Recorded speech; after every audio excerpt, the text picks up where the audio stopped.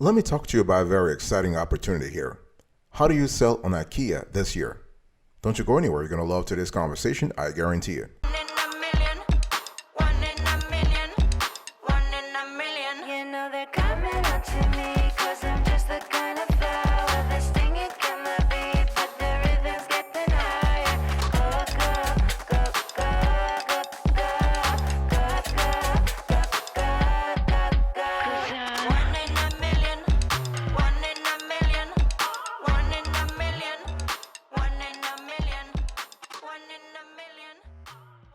Welcome back, folks, to another edition of the Awesome Sweaty Kiwi Show. How are you today? I hope you are doing fantastic. I'm doing marvelous, if you were to ask me.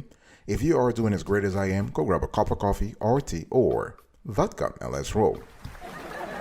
In today's conversation, I want to talk to you about how to sell on IKEA this year and how to be a profitable IKEA supplier, okay? First thing first, you need to have a legit business. And this is important. I don't care what kind of business you have, LLC, S Corp, C Corp, whatever. You need to make sure it is legit. So first of all, I want you to go on IKEA website right now, and we are showing you the link on the screen right now, and you want to read about how to become an IKEA supplier. All the information is there. It's very dense though. So what we're doing here is to actually summarize things for you, so you have a clear idea of the requirements. Okay, but if you just want to peruse the content yourself on a Saturday afternoon, go to their website, IKEA, and it talks about the supplier. So when we talk about having a legit business, I want you to have right now a legal structure, the right legal structure, LLC, S Corp, C Corp. You want to quit the whole thing about having I have a business, but you have no clear legal foundation for that business. We need to quit that contest right now. We want to legalize things. You want to have things legit. So pick a legal structure, and you want to file whatever paperwork is needed for that legal structure to actually become valid in your state. Okay, I'm talking about articles of incorporation or articles of organization. If you are an LLC, if you're a partnership, okay, you want to contact the IRS so you get your EIN, your employer identification number. Those are important elements, okay? And it's free. It's free. You don't have to pay anybody to get you the EIN. You could do it yourself.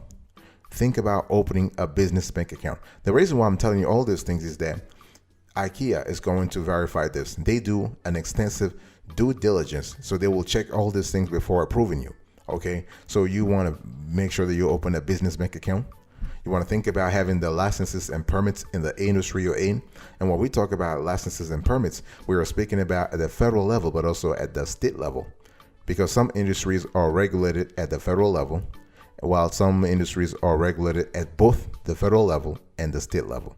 And of course, you have some industries that are just that only have to respond to state regulators. So whatever it is, whatever the case may be, make sure that you have the right licenses and permits. And you want to have a business address, email, and all that kind of stuff.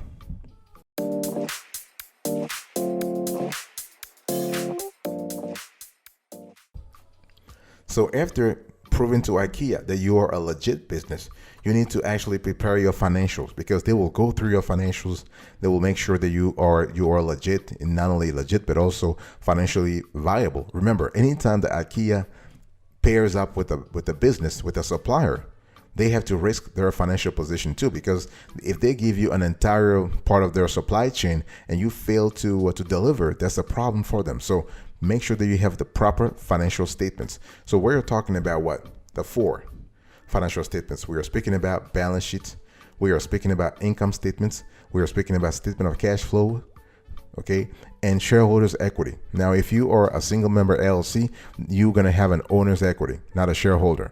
Even if you're a multi-member LLC, but you don't have shares in your company, you are talking about owner's equity. The bottom line is what? Bottom line is you need to have the 4 fundamentals. The 4 fundamentals of financial statements. Okay. Now, in terms of making financial statements yourself, if you have an accounting background, you can do that. Okay. But if not, don't try to stress yourself out. Seriously, because you don't want to produce less than stellar financial statements and submit them to IKEA. No. This company is a multi-billion-dollar company, and you want to have the best of the best from you. Okay, so you can hire a local CPA, a certified public accountant, or you can hire someone online. You have platforms as diverse as Fiverr, TopTal, Upwork, freelancer.com, and you have folks who have expertise in accounting and financial reporting. They will prepare you a great set of financial statements. Okay, and or you can do things with your accounting software too. You can use QuickBooks, for example, to actually prepare. QuickBooks does it for you. You just have to input the data. Okay, and remember that.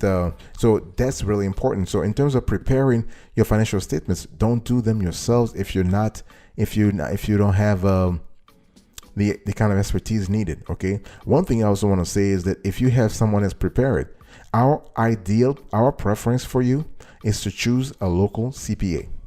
The reason is that if IKEA comes back tomorrow and they ask questions, that local CPA can actually they can actually answer the questions for you.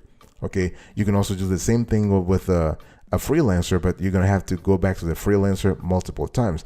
Either way, you need to have somebody else, because if IKEA is asking you a very complicated questions and you have no idea what they're talking about, whatever questions they're throwing your way, you're thinking this is like a foreign language, then you are in a bad situation. Okay. With IKEA, remember, you can sign up, you can sign a multi-million-dollar agreement or contract. So why risk all that thing just because of $200? Get the right staff on your team.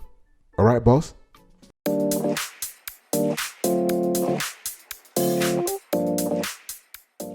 The third thing you need to do is you need to comply. It's very important. When it comes to IKEA, they are very compliant, very compliant.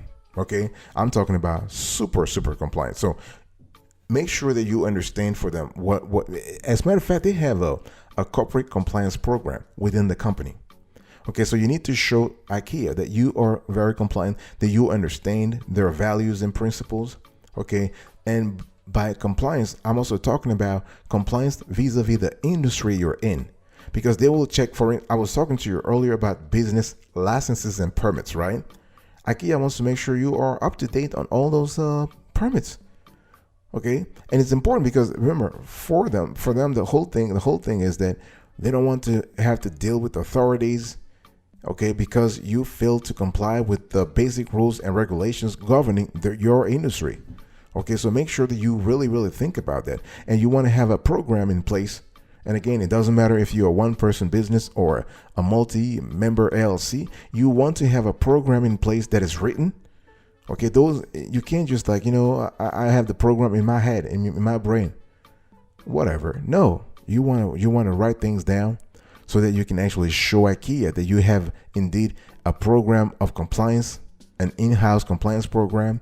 You have internal controls and processes that are meant to detect errors to make sure that you totally comply all the time. So think about having a CCP, a corporate compliance program. Okay. And please get your leadership on board. Oh yeah. You want to make sure the senior management is on board when it comes to the compliance program.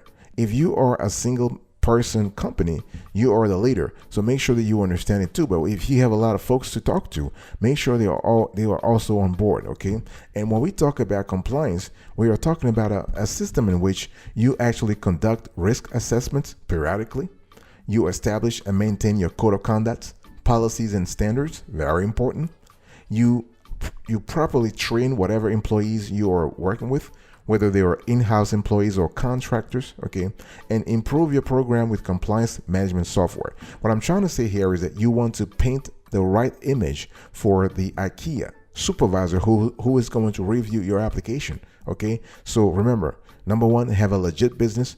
Number two, have strong financials. Number three, have a strong compliance program and document it. It has to be documented.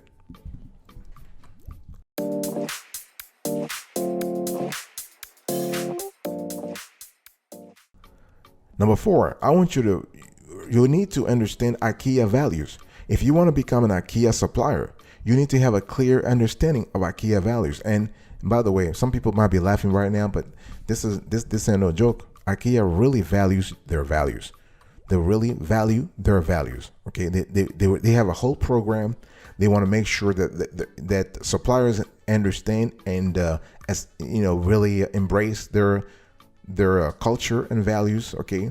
And they even have an entire section on their website that talks about their values. Okay. They want to build with you a long-term relationship based on trust, respect, and transparency. Okay, so it's all, this is not just they're not empty words for IKEA.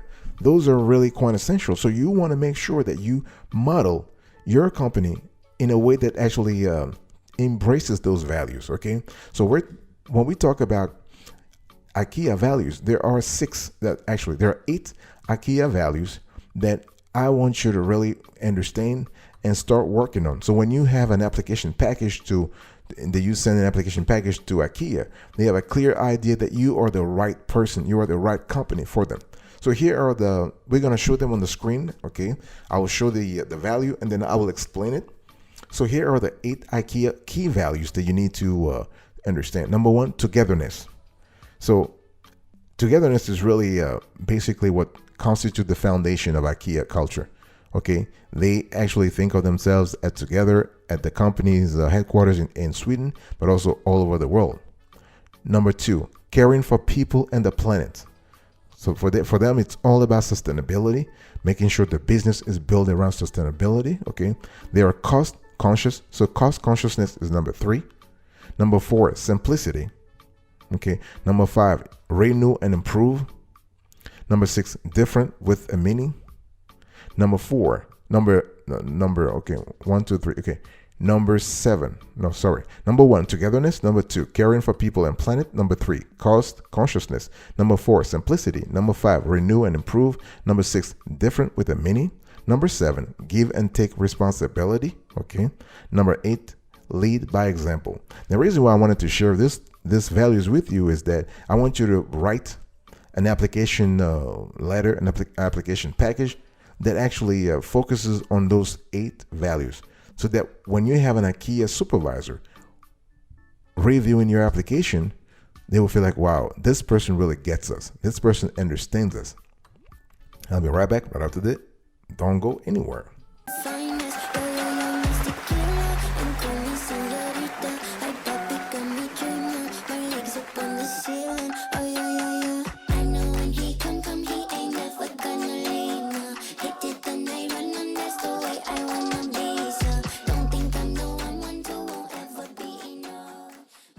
Welcome back, folks, to another edition of the Awesome Sweaty Kiwi Show. We're also having a conversation today about how to sell on IKEA, okay?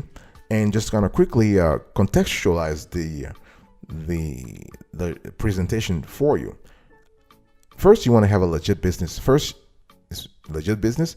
Number 2, you want to have strong financials. Number 3, you want to have a strong corporate compliance program. All those elements should be in the application package that you send to IKEA. Okay.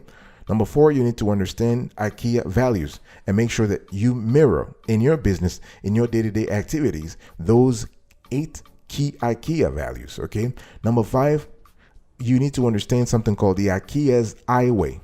This is quite essential also, because actually the Ikeas Highway is basically the IKEA Supplier Code of Conduct. This is a massive document, but we have summarized everything here for you. It's very, very important that you comply with this code of conduct. If you intend to be a successful IKEA supplier and you want to make millions along the way over several years, you need to comply with this. So being a good business is really important to them. So and it should be important to you too, right? So before you start your journey together with IKEA, all partners must comply with the minimum requirements of the IKEA Supplier Code of Conduct. It's called the Highway. So through Highway, IKEA really strives to create impact in 4 main areas, and your company should be doing the same thing too if you want to get a multi-million-dollar contract with IKEA. So improving environmental impacts, securing decent and meaningful work, respecting children's rights, improving the welfare of animals that are present in the IKEA value chain. So those are the 4 elements they pay attention to in their highway. Now, when we talk about, so the highway is structured around 10 principles, which reflect the IKEA standpoints on different environmental and social topics. Okay, so here are the highway principles. So highway principles are supported by effective routines and open dialogue. Business is conducted lawfully and with integrity. Children are protected and opportunities for work, learning, and family life are promoted. Fundamental labor rights are respected. Workers have time off work. are paid responsibly and have opportunities to develop competence, workers' health and safety are protected, working and living conditions are suitable, the planet is protected, resources including water and waste are managed in a sustainable and circular way, and animal live decent lives. Okay, now whether this is actually the truth and reality, this is beyond the purview of this show. I'm not going to comment on that, but this is what IKEA wants you to understand when they talk about their Highway code of conduct. Okay, so the Highway standard consists of the Highway general section, the Highway accommodation section, the Highway animal welfare section, the Highway digital platform work section, the Highway forestry section, the Highway transport section. I will develop more of that later on.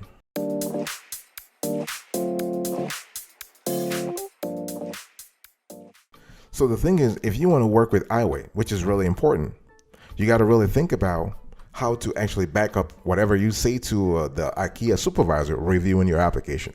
In other words, do you implement Highway in your day-to-day activities as IKEA says it does? Okay, so you have to also think about within IKEA how they implement Highway so that you can really understand how to position yourself in the better light so that your application will be approved right off the bat. Okay, and so within IKEA they have support and collaboration within IKEA teams. Okay, so they pay attention to verification and follow-up, making sure that across the value chain things are being done effectively. They do peer-to-peer learning. Okay. And this is, again, I'm explaining to you what they do internally so that you can actually mirror that, or at least you can answer any questions that they may ask you. Okay, so they have peer-to-peer learning. This is really good also. And what they're doing is they are constantly upgrading how the systems works, how the processes and sub-processes work within the Highway context. Okay, what I'm trying to say here is that the Highway is not a static document. It's not a static process. They are constantly upgrading. They're constantly innovating. They're constantly kicking ass. Okay, it's all about adapting to a changing environment, adapting to a changing realities. Because remember, IKEA is a multinational, it's a global company. Really, they are present everywhere. They have stores everywhere, right? Which means that if you are able to get a contract with them, you'll be selling to masses. Your business will just double, triple, or quadruple, whatever. Okay, so this is very important. So it's not a static document. Okay, and one thing I want to say here is that very important to IKEA is ensuring animal welfare through Highway. They really want to pay attention to that because remember, IKEA deals with wood, right? People have to cut trees and animals have to be displaced or killed, whatever. So IKEA has really made an emphasis in their activities to make sure that they respect, they actually give credit to the environment. Okay, so on the screen right now, I want to share with you, here are the 6 parts of the Highway standards that you need to pay attention to.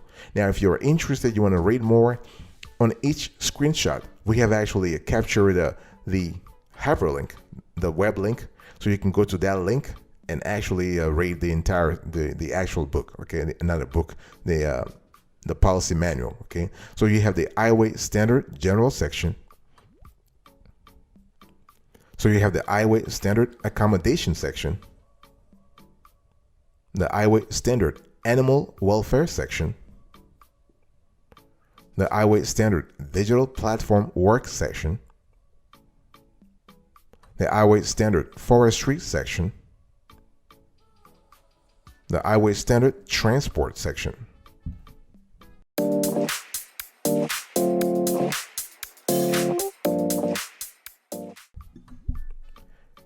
Now let me talk to you about the application itself. Okay, how do you apply to become a member, to become a supplier, an IKEA supplier? So I'm putting on the screen right now. You can actually go to this particular link on the screen.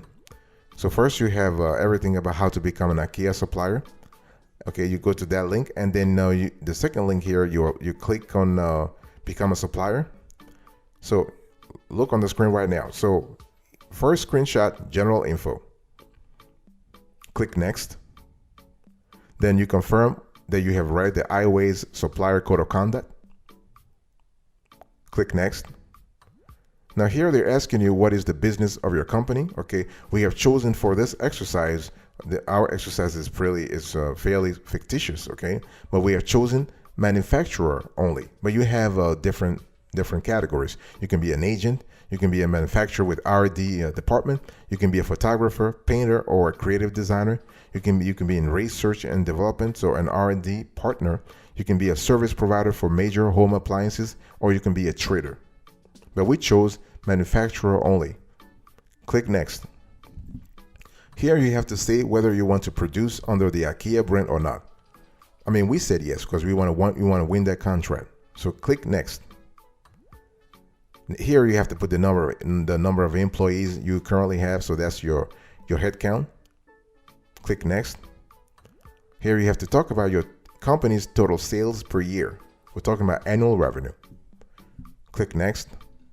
Here you need to specify whether your company has export capabilities for your products.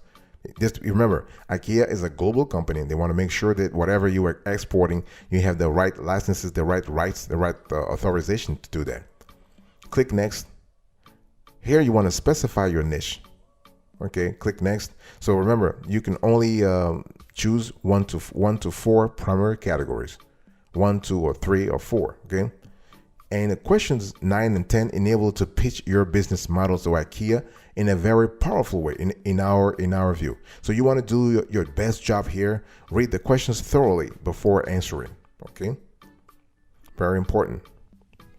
You want to click next. So same thing as before, they're asking you about your business model, the competitive advantage for your company, and what makes you different from your competitors.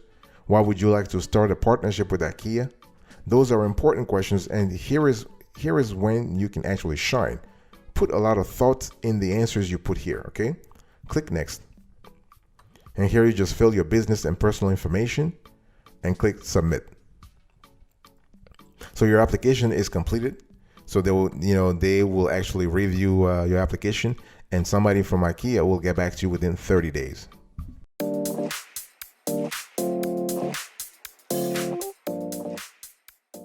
I want to close to this conversation by showing you something also that is interesting. If you want to make money through IKEA, but you don't want to become a supplier per se, you can still make money through something they call the buyback and resell program. Okay, so I'm showing you right now on the screen the link to that page. But the buyback and resell, it's a program that allows you to sell IKEA, used IKEA furniture you don't need, in a safe, streamlined way year round. Okay, remember, you should have bought the furniture from IKEA in the first place. So if you don't need it, they will actually give you credit. Okay, so someone else buys your old stuff secondhand from IKEA and gives it a new home. Okay, so everybody wins, especially the planet. So here are the steps you need to take. How does the whole program work? First of all, determine what you want to resell. So only unmodified, completely assembled secondhand IKEA furniture is accepted for buyback at IKEA. So you want to refer to the list of ineligible products. Okay, so for ineligible items, consider reuse, donation, selling via online marketplaces, or recycling. So you want to use, that's step number 1. Step number 2, you want to use the buyback estimator tool. Find what IKEA furniture you're interested in selling and tell them the item's condition. You'll get an estimate of what IKEA will pay to buy back your furniture. So you have step number 3, you need to prep and go. So furniture must be cleaned and assembled. Bring your secondhand IKEA furniture and your estimate to the exchange and returns section of your nearest or favorite IKEA store. Step number 4, so at the store, a coworker will compare the furniture's condition to the estimate, and they will set a final buyback price that can actually differ from the estimates. Okay, so after the inspection, you will be issued an IKEA refund card. So they will resell your furniture in their circular hub. If they don't accept your product, you can recycle, retire it in whatever eco-friendly ways are available. Okay, so to the last part is, you just need to pat yourself on the back because you have done a good deed. You're helping IKEA prolong life, promote secondhand furniture, and waste less. So this is really good. So, and I want to talk to you a little more about what secondhand IKEA furniture does IKEA buy back? So second-hand furniture Ikea's backpack. It is an Ikea product and in good resellable condition. It is complete and fully functional. It is properly assembled when returned. It is clean and unmodified. So all dressers, office drawer cabinets, small structures with drawers, display storage, sideboards, chest of drawers. Okay, we're talking about bookcases and shelf units, small tables, multimedia furniture, cabinets, dining tables and desks, chairs and stools, non-upholstered. Okay. Second-hand furniture Ikea does not buy back. Very important. So non-Ikea products that have been used outside, including outdoor furniture, hacked or modified products, mattresses and bed textiles such as blankets and mattress protectors, sofas and armchairs, other soft furnishings such as pillows, towels, etc., items containing glass, kitchens including bench tops, cabinets and fronts, packs, wardrobes and accessories, other oversized items, appliances or other electrical items, children's and baby products such as cots, okay, mattresses and changing tables, unassembled products or parts. So those are really things they don't take back.